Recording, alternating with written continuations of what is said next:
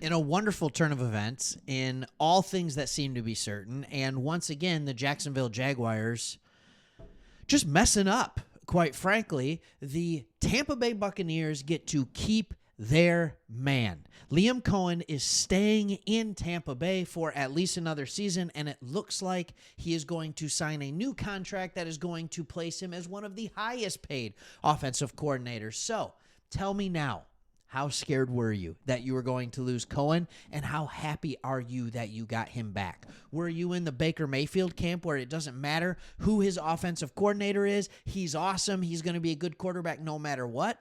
Or are you in the, no, Liam Cohen is a huge part of his success this year and can't wait to see what they do year two, becoming an even more dominant offense? And we are going to get into some of these things for sure. But first, I want to show you the tweet. Adam Schefter, that's real. Like, Adam Schefter does not report stuff that's not true. Says Buccaneers offensive coordinator Liam Cohen is taking himself. How much better is that news even than, oh, the Jags decided they didn't want him? No, he pulled out. He took himself out of the running for the Jaguars head coaching job to stay in Tampa on a new contract that now will place him amongst the highest paid coordinators in the NFL per sources. Bucks are keeping their OC. All right. Now, in this channel, we've talked about this before. You see my Lions gear on. We're Lions fans. But we love the NFL. We love teams that don't get talked about as much as maybe they should. And small market, you can call it whatever you want. And so we started talking about the Buccaneers really, really early on. And I am just kind of amazed at what the Buccaneers were able to do this year, especially with all the injuries and things and stuff that they were struggling with. And I'm going to share some stats with you that, quite frankly, are mind-blowing to me. Not only were they better by record this year, not only were they better statistically, it wasn't even close.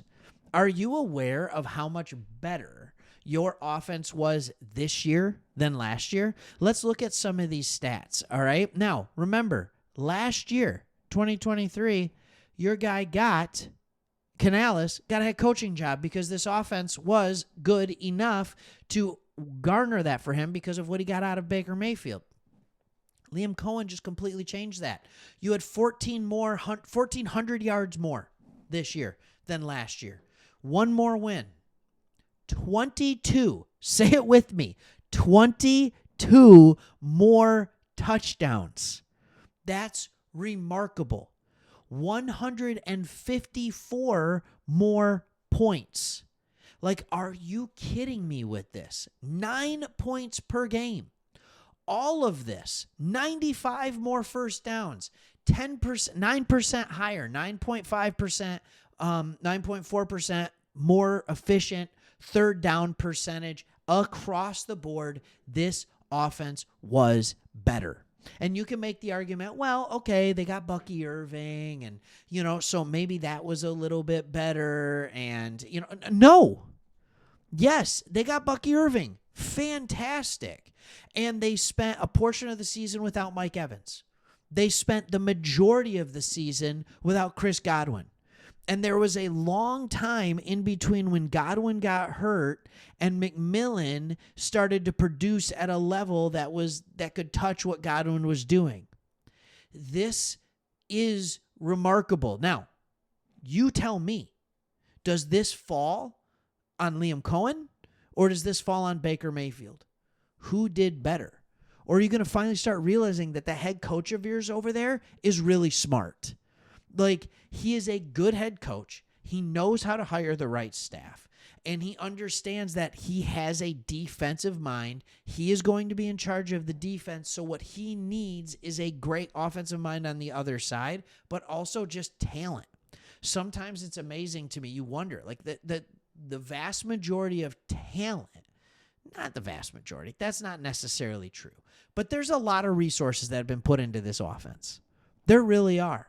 And, 2 years ago, you might have been like, okay, yeah, it's okay. It's fine. Now you're just confident. You're confident that this is one of the better offenses in the NFL because that's what it is. It is one of the better offenses in the NFL.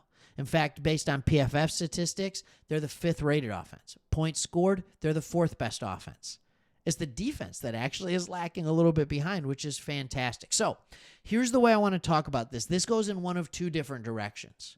All right? I told you I'm a Lions fan. I'm going to give you a perspective from a Lions fan and then a perspective from another team that we cover on this channel. So first, I'm going to give you the Lions fan perspective. Ben Johnson had a great first year. He was rumored for head coaching interviews, right? And he turned them down. And he said, nope, I'm going to stay in Detroit. Then last year, he was rumored heavily as the hottest candidate out there because the offense continued to get better under Ben Johnson. That was last year. He did the same thing Liam Cohen did this year, which was he was with the Panthers. He was reportedly the front runner, Cohen with Jacksonville, and then he took his name out of the ring. He said, no, I'm going to stay for what is being built here in Tampa Bay, which is really cool that Cohen did that. Ben Johnson did it in Detroit. All right? Then he stayed another year after that. Now he's gone to go with the Chicago Bears, which obviously as a Lions fan, I'm not happy. I would like to see him in the AFC as far away as humanly possible. I wanted to see him go to Jacksonville. Jacksonville screwed up. Jacksonville screwed up. They kept Bulky, and now that Cohen has taken his name out of the ring, all of a sudden I'm pretty sure they said Bulky's gone too, their GM. They realize that they've screwed up. They get it. They know. All right, now let's go over to the Houston Texans.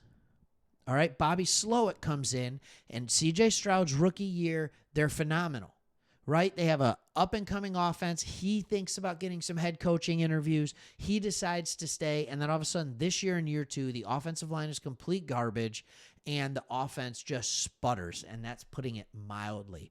They don't do well, and when asked about it, he said, yep, he's improved on some things. When they asked D'Amico Ryans, his head coach, about it, it did not go well. Now, what way do you think it's going to go for the Bucs? I'm sitting here to tell you it will go the way of the Lions. It's going to go in that direction because the Bucs have something that has been proven. Baker Mayfield was good with Canales, and he was even better with Cohen. So it's not like, it's not like Cohen came in here and he was in year 2 and all of a sudden, there's this quarterback that people don't know about. Everybody knows about Baker. Everybody knows Baker's strengths. People know Baker's weaknesses. People know what makes Baker tick, so they should be able to defend him no matter what system he's a quarterback in. But Liam Cohen and Baker found a way not only to be but extremely better. And not only as good, but better than they were the year before. So the Bucs keep their man. This is good news. Run it back, y'all. And once again, you are going to be a team that is going to be battling for, and I would even say favored, especially if you can stay a little healthier this year, have a couple right pickups, get a couple good draft picks. NFC South will be much improved, but you will absolutely, once again, be in contention for winning the NFC South and then making a run at the Super Bowl. Why not? All right, thanks for watching. See ya.